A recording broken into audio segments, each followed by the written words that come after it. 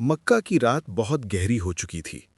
आसमान पर सितारे चमक रहे थे, लेकिन शहर के कुछ घरों के अंदर बेचैनी और साजिश का अंधेरा छाया हुआ था। कुरैश के बड़े सरदार एक जगह इकट्ठा थे। उनके चेहरों पर गुस्सा और डर दोनों साफ दिखाई दे रहे थे। इस बैठक की अगुवाई अबू जहल कर रहा था। उन्होंने एक खतरनाक योजना बनाई। फैसला हुआ कि हर कबीले का एक एक जवान चुना जाएगा।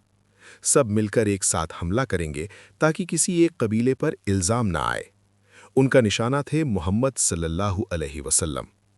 उन्हें लगता था कि अगर वो नबी को ख़त्म कर देंगे तो इस्लाम का संदेश भी ख़त्म हो जाएगा। लेकिन उन्हें ये नहीं पता था कि आसमान पर भी एक फ़ैसला हो चुका है। उसी रात अल्लाह की तरफ से नबी सल्लल्लाहु अलैहि वसल्लम को हिजरत का हुक्म मिला। अब मक्का छोड़ने का समय आ गया था। ये सिर्फ एक सफ़र नहीं था, बल्कि इतिहास का नया अध्याय शुरू होने वाला था।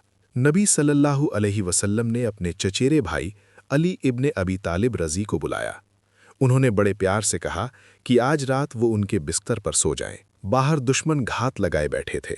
हमला कभी भी हो सकता था। ये जान का खतरा था। अली रज़ी ने बिना एक पल सोचे हामी भर दी। उनके चेहरे पर डर नहीं था, बल्कि सुकून था।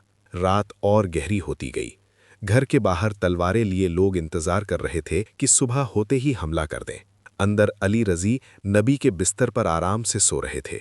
उनका भरोसा सिर्फ अल्लाह पर था। इसी बीच नबी सल्लल्लाहु अलैहि वसल्लम चुपचाप घर से निकल गए। अल्लाह ने उनकी हिफाजत का इंतजाम कर दिया था।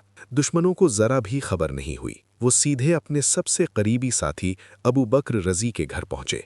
अबू बकर रज़ी पहले से तैयार थे। जब नबी ने उन्हें बताया कि हिजरत का हुक्म मिल चुका है, तो उनकी आंखों में खुशी के आंसू आ गए। उन्होंने पूछा कि क्या उन्हें भी साथ चलने का मौका मिलेगा। नबी ने मुस्कुराकर कहा कि हाँ, आप मेरे सफ़र के साथी होंगे। दोनों उसी रात मक्का से निकल पड़े। उन्होंने सीधा मदीना का रास्ता नहीं लिया, ताकि दुश्मन भ्रमित हो जाए। वो उल्टी दिशा में जाबल थौर की ओर बढ़े, जहाँ एक गुफा थी जिसे केव ऑफ थौर कहा जाता है। दोनों उस गुफा में 3 दिन तक छिपे रहे। ये वक्त बहुत तनाव भरा था। मक्का में खोज जारी थी। अबू बकर रज़ी के बेटे अब्दुल्ला इब्ने अबी बकर रज़ी हर रात मक्का जाकर खबरें इकट्ठी करते। तीसरे दिन कुरैश के लोग तलाश करते करते गुफा के मुंह तक पहुंच गए। हालात बहुत नाजुक थे। अगर कोई झुककर अंदर देख लेता तो सब सामने आ जाता। अबू बकर रज़ी का दिल तेजी से धड़क रहा था। उन्होंने धीरे से कहा कि अगर दुश्मनों ने नीचे देख लिया तो वो हमें देख लेंगे। नबी ने पूरी शांति से जवाब दिया, ला तहज़न इन्नल्लाह माना, मत घबराओ, अल्लाह हमारे साथ है। उसी वक्त अल्लाह की मदद का करिश्मा दिखाई दिया। गुफा के मुंह पर मकड़ी ने जाला बुन दिया था। एक कबूतर ने वहीं घोंसला बना लिया था। जब दुश्मनों ने ये देखा तो उन्होंने सोचा कि अगर कोई अंदर गया होता तो जाला टूट जाता, इसलिए वो वापस लौट गए।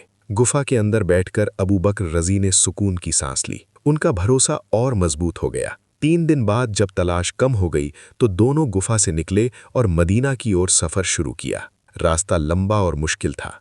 रेगिस्तान की गर्मी, पानी की कमी और हर पल का खतरा साथ था, लेकिन उनका यकीन अटल था। कई दिन की थकान भरी यात्रा के बाद वो आखिरकार मदीना के करीब पहुंचे। वहां के लोग रोज शहर के बाहर जाकर इंतजार करते थे। जब खबर मिली कि नबी पहुंचने वाले हैं तो खुशी की लहर दौड़ गई। बच्चे, बूढ़े, औरतें सब खुशी से झूम उठे। ये सिर्फ एक शहर में आगमन नहीं था, ये एक नए युग की शुरुआत थी। यहीं से इस्लामी समाज की मजबूत नींव रखी गई। भाईचारा, इंसाफ और बराबरी का संदेश पूरी दुनिया तक पहुंचने लगा।